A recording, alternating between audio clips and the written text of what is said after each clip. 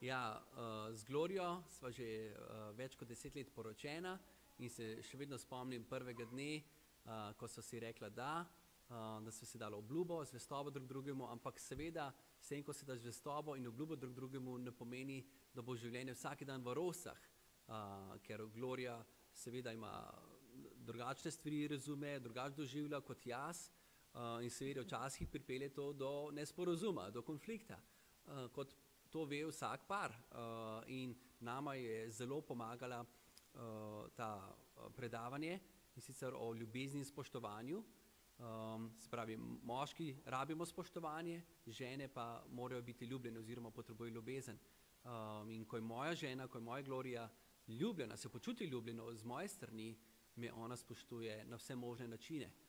In to je ta harmonija, o kateri bo tudi govoril ta govornik Egerič, se mi zdi, da je tako praktična, tako preprosta, da lahko vse ostale stvari tako preprosto funkcionirajo. In jaz bi osebno vsem to svetoval. Jaz bi dodala, da za vsako stvar rabimo navodila, in se mi zdi, da tudi odnos je takšna stvar, da rabimo navodila, da vemo, kako moški deluje, kako ženska deluje, da bi se boljše razumeli. In v odnos je treba vlagati. In treba prijeti neki priročnik. In se mi zdi, da ta knjiga Ljubezen in spoštovanje je enkratna in da res nama je odprla en širši pogled, dala večje spoštovanje eden do drugega, ljubezen.